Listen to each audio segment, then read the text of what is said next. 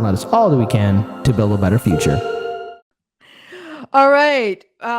No story out of the University of California system. Now, University of California, many university systems, they have these endowments from donors over the years, and they do invest them. This is nothing particularly unusual. But what is interesting is the University of California is investing 4 billion in a fund owned by Blackstone. Now, I want to make a couple of points here. We people want to think of academia somehow being pure and not for profit and kind of above all this, but in fact, we know that university systems have been investing in all kinds of, shall we say, suspect corporations or making investments in organizations that, in my view, do not serve the common good. Mm-hmm.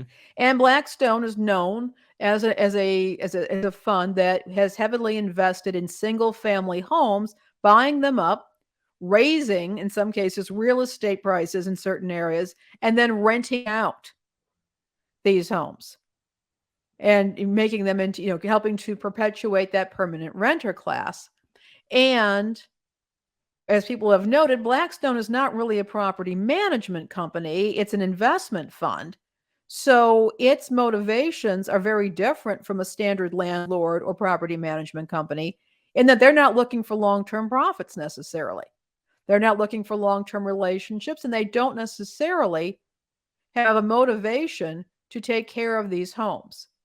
And I point out that the University of California, which is supposed to be these bastions of Marxism and liberalism and leftism, when it comes down to it, have no problem investing billions in I these think organizations. And I would point out also this. There was some talk about a year or so ago about Blackstone acquiring Wells Fargo's student loan portfolio.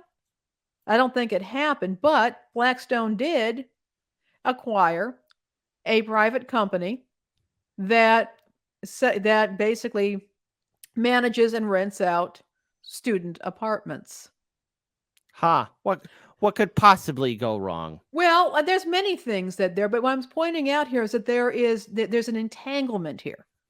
We saw this move toward pushing people into higher education, whether or not they would benefit from it. We began to see the ability to borrow huge amounts of money guaranteed by the federal government, and then we systematically saw the rights of individual borrowers to bankruptcy, something that is supposed to be enshrined in our law, taken away from them, largely taken away from them. And we have money flowing into the universities from those student loans, and we see the universities investing in companies that are themselves investing in debt producing properties. There's an entanglement here. It's all they're entangled.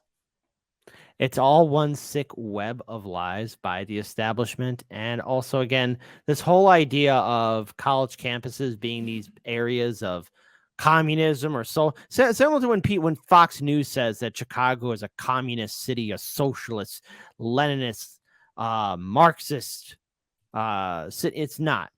A lot of these college campuses are also not.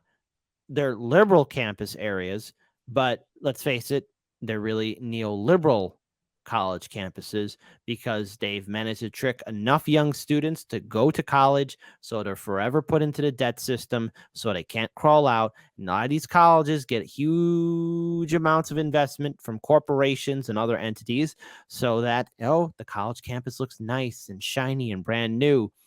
Look, I think as something I've said on the show, what I urge my audience to do, if you know any young people that are thinking about going to college, anyone in your family, look, don't tell them they can't, right? Don't do that, right? No. But here's what you need to seriously talk to them about. And again, we got to look after each other. Number one, college is extremely expensive here in America. It is a fool's errand to get a college degree here in America if you're going to be riddled with 25 at the bare minimum to either what, $500,000 in student debt. And I'm shooting high here. Well, maybe not too high because I know somebody was $1 million in student debt, but that's a story for another day. But it's bad news bears. I mean, again, you got to count in with interest too, because again, you got to also take into account like what schools are they going to, because it takes a while to pay off this student debt. But folks, tell these people to go to college overseas if they can do it. They'll have to wait for it, but college is at least affordable, or if not free, in other countries. 2, let's talk about trade schools. That's something. Going to community college, that's something else. Apprenticeship programs, that's something else.